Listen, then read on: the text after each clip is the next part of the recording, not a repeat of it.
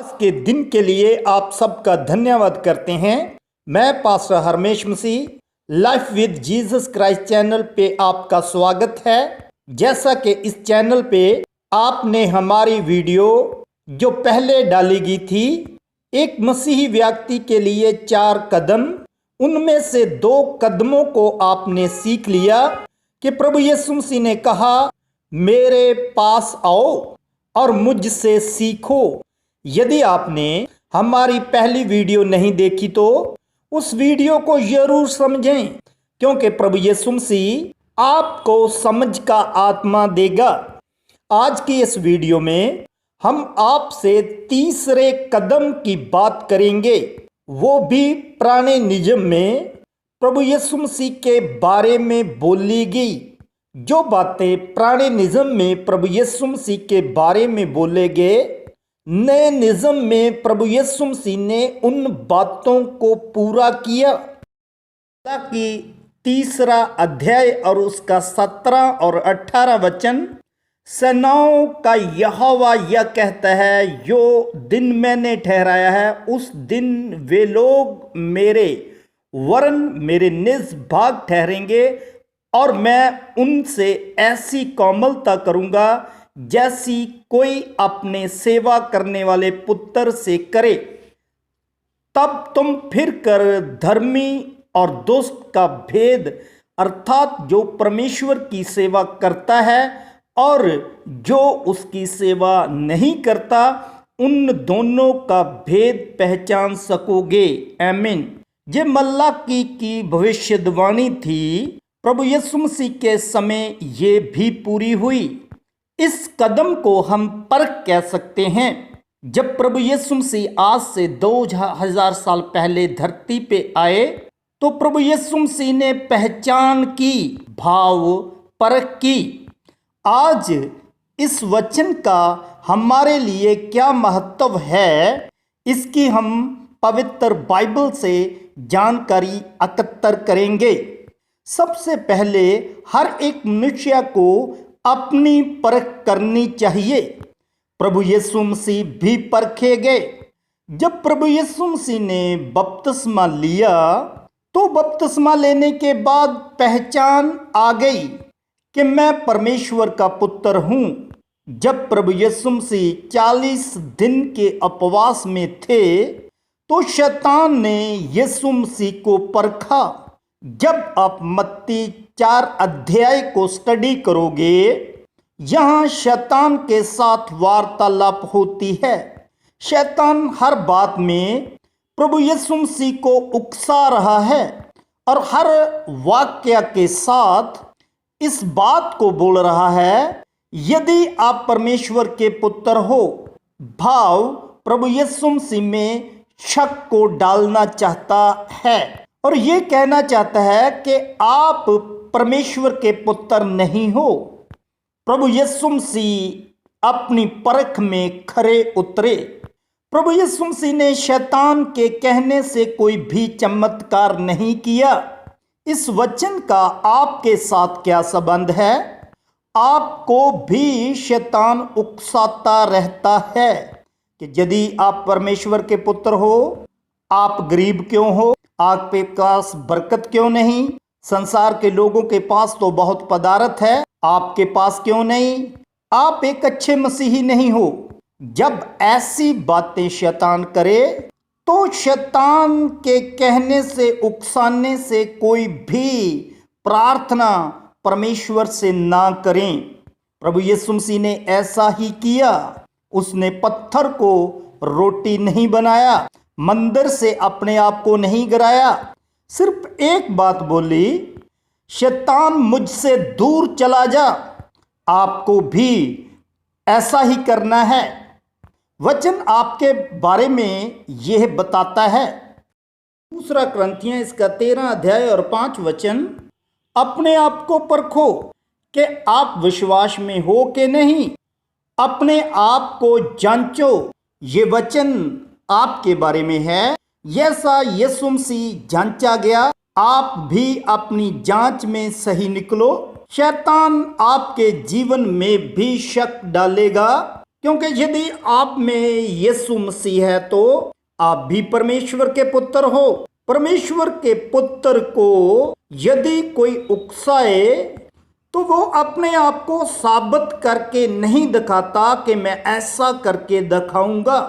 प्रभु यीशु मसीह ने अपने आप को ऐसा करके नहीं दिखाया। शैतान को नहीं ये बोला कि मैं आपको बताता हूं, मैं तो परमेश्वर का पुत्र हूं, मैं तो रोटियां बना दूंगा। ऐसा यीशु ने कुछ भी नहीं किया। और आपको अपने आप की जांच करनी है। मगर अफसोस के साथ कहना पड़ रहा है, आज लोग दूसरे की परख कर रहे हैं, दूसरे की तालीम को गलत कह रहे हैं, दूसरे के ऊपर दोष लगा रहे हैं। ये भी बात सही नहीं है। अपनी परख करो। जैसा यीशु परख में खरा उतरा वैसे तुम भी खरे उतरो।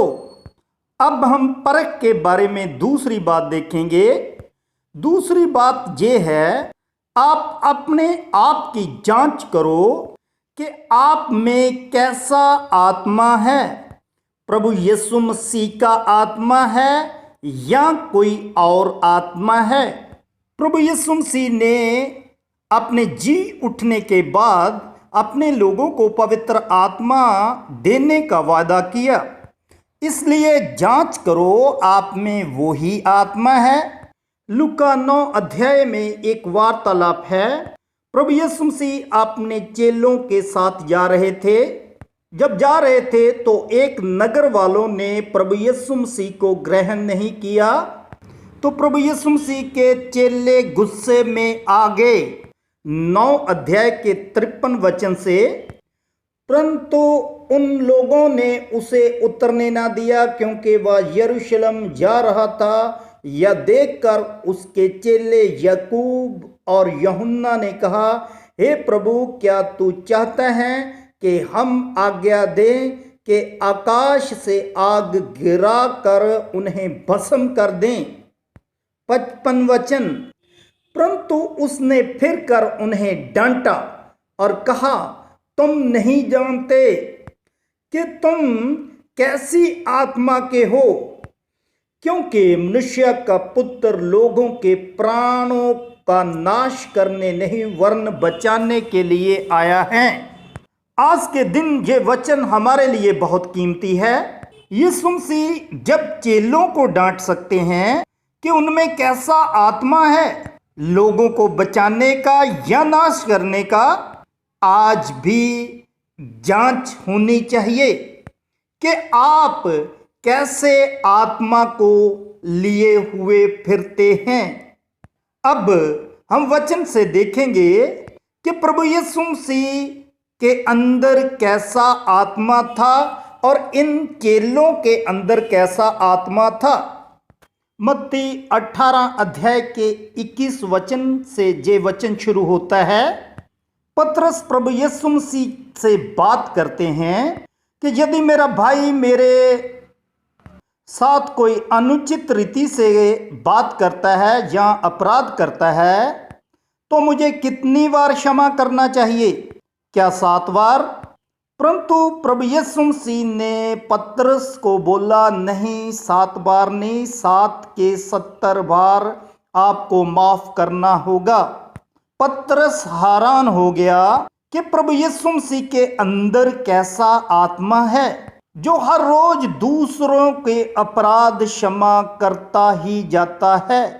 प्रभु यीशु मसीह के अंदर दूसरों को क्षमा करने वाला आत्मा था। वैसा ही आत्मा आज मसीही लोगों में होना चाहिए। इसकी जांच हर एक विश्वासी ने करनी है। यदि हम ऐसा नहीं करते तो पिता परमेश्वर भी हमारे अपराधों को क्षमा नहीं करेंगे। 18 अध्याय और इसके 35 वचन में यही लिखा है, यदि इस प्रकार तुम में से हर एक अपने भाई को मन से क्षमा ना करेगा तो मेरा पिता जो स्वर्ग में है तुमसे भी वैसा ही करेगा। इसका भाव यही है यदि हम दूसरों को माफ करते हैं तो पिता परमेश्वर भी हमें माफ करते हैं।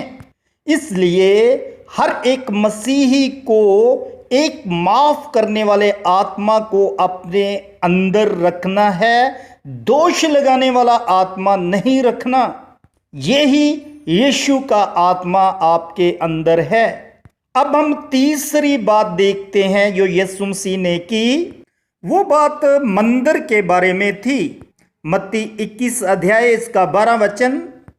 यीशु ने परमेश्वर के मंदिर में जाकर उन सब को जो मंदिर में लेन देन कर रहे थे निकाल दिया और सरापों के पीड़े और कबूतर बेचने वालों की चौकियां उल्टा दी और उसने कहा, लिखा है मेरा घर प्रार्थना का घर कहलाएगा, परंतु तुम उसे डाकुओं की खो बनाते हो। ये एक कठिन कदम है। प्रभु यीशु मसीह में मंदिर में जाकर ये काम किया। उन दिनों में मंदिर चलाने वाली धार्मिक कमेटी मंदिर के बीच में ही व्यापार करने लगी। व्यापार भी ऐसा कि जो भेंटें चढ़ाई जाती हैं उन चीजों की सेल वहां होती थी। यीशु मसीह ने बड़ा कदम उठाया और उन सब को निकाल दिया और कहा, ये भवन तो प्रार्थना का भवन है। और आज के दिन इस वचन का क्या महत्व है, हमने परख करनी है। क्या आज के धार्मिक स्थानों में व्यापार तो नहीं चल रहा? ये भी परख करना आपको दिया गया है। यदि यीशु मसीह ने परख की और आपको भी परख करनी पड़ेगी। क्या आप व्यापार वाली जगह में जा रहे हैं कि या यहाँ प्रार्थना होती है वहां जा रहे हैं? इस बात की परख करें। चौथी बात प्रभु यीशु मसीह ने मत्ती 23 अध्याय में बोली। यहाँ प्रभु यीशु मसीह ने जो लोग मंदिर को चलाते थे अपने चेलों को उनकी परख समझाई। और 23 दूसरे अध्याय में यीशु मसीह ने कहा, शास्त्री और फरीसी मूसा की गद्दी पर बैठे हैं, इसलिए वे तुमसे जो कुछ कहें वह करना और मानना, परंतु उनके से काम मत करना, क्योंकि वे कहते हैं पर करते नहीं। ये बात भी बहुत कठिन है, मगर प्रभु यीशु मसीह ने परख करने के लिए कहा कि जो धर्म के आगू हैं वो प्रैक्टिकल लाइफ जी रहे हैं कि नहीं। यदि प्रैक्टिकल लाइफ नहीं जी रहे तो आपको उनसे सचेत रहना है, क्योंकि मसीही लाइफ एक प्रैक्टिकली लाइफ है। प्रभु यीशु मसीह ने ये बोला है, हलीम रहो तो हलीम होकर रहना है। प्रभु यीशु मसीह ने यदि कहा है कि आज्ञा मानो तो मान के दिखाना है। प्रभु यीशु मसीह ने यदि कहा है कि दूसरों को क्षमा करो तो करके दिखाना है। यदि प्रभु यीशु मसीह ने कहा एक दूसरे से प्रेम करो तो करके दिखाना है। मसीह में प्यारे भाई बहनों, आज समा आपके हाथ में है। आपको परख और जांच करनी है। यदि नहीं करोगे तो एक दिन परमेश्वर आपकी जांच करेगा। 139 भजन और उसका पहले वचन में यही लिखा है, हे यहोवा तूने मुझे जांच कर जान लिया। फिर 23 वचन में लिखा है, हे परमेश्वर मुझे जांच कर जान ले, मुझे परख कर मेरी चिंताओं को जान ले। क्योंकि भजन लिखने वाला ये कहता है कि मैं परमेश्वर के सामने कुछ छुपा नहीं सकता। यदि परमेश्वर के पास अधिकार है आपको जांचने का, तो वो ही अधिकार मलाकी में आपको भी दिया गया है। पहले अपने आप को जांचो, फिर अपने अंदर वसने वाले आत्मा को जांचो, माफ करने वाला है या दोष लगाने वाला है। फिर वो धार्मिक स्थान जहां आप जाते हैं उसको जांच लो। फिर वहां जो चलाने वाला है, जहां चलाते हैं, उनको भी जांच लो कि वे कहते हैं या करते हैं। इसलिए जैसा प्रभु यीशु मसीह ने अपने अधिकार की वर्तों की और परख की, वैसे आपने भी करनी है। इसका नेक्स्ट भाग जो रहता है उसको हम अगली वीडियो में बयान करेंगे। और मैं वचन के अनुसार, जो वचन पहला यूहन्ना उसके 4 अध्याय में लिखा है, उस वचन के अनुसार प्रार्थना करता हूँ। हे प्रिय, हर एक आत्मा की प्रतीत ना करो, वरन आत्माओं को परखो कि वे परमेश्वर की ओर से हैं कि नहीं, क्योंकि बहुत से झूठे भविष्यद्वक्ता जगत में निकल खड़े हुए हैं। प्रभु इस वचन के सुनने वाले हर एक को परख वाला आत्मा दो कि वो परख कर जांच करें और अपने आप को परमेश्वर का पुत्र होने वाला साबित करे। आमीन।